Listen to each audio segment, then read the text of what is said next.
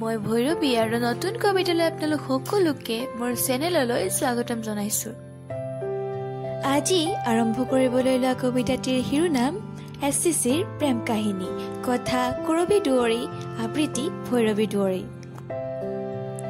তেন্তে দেৰি নকৰি আৰম্ভ কৰো আহক আজিৰ কবিতা SCCৰ প্ৰেম কাহিনী।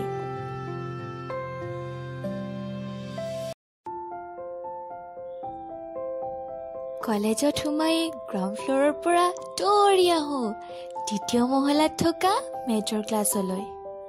কাষৰ ৰুমটোত দেখি আহোঁ চশমা পিন্ধা তুমি জনক। ক্লাছৰ মাজে মাজে ঘনাই চাওঁ তোমাক, যদিও নেদেখো।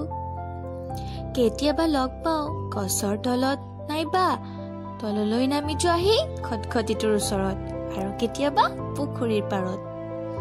নাজানো কিয় বিচাৰো তোমাক। ঘৰলৈ আহিব সময়ত উইংগাৰ ষ্টেণ্ডটোলৈ ঘনাই চাওঁ, কি জানিবা তোমাক দেখা পাওঁৱেই।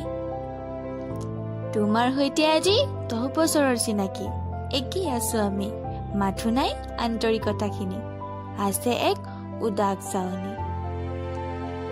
4 চকুৰ মিলনে আজিও কঢ়িয়াই আনে এক অনামী অনুভূতি। ই বাৰু হৃদয়ে হৃদয়ক বুজি পোৱাৰ আখৰা নেকি? দাদাহঁতৰ পৰাই তোমাৰ লগত চিনাকি, তেতিয়াৰ পৰাই দেখি আহিছো তোমাৰ সেই মিচিকীয়া হাঁহিটি। যেতিয়া ঘৰত গম পাইছিল ন দাদাই তোমাক গালি পাৰিছিল, মোৰ চকুলোৰ জুই দগ্ধ হৈছিল তোমাৰ মোৰ হাজাৰটা ইতিহাস। তোমাক কোনোদিনে দেখা নিদিয়াৰ অভিমানত মই আঁতৰি আহিছিলো, কিন্তু ভগৱানে তোমাক আকৌ লৈ আহিলে মোৰ কাষলৈ। মোৰ মেজৰ ক্লাছৰ সিপাৰে তোমাৰ ক্লাছ থাকে, মাজত MC মেমৰ ৰুম, তথাপিও কৰো তোমাক চোৱাৰ হাবিয়াস।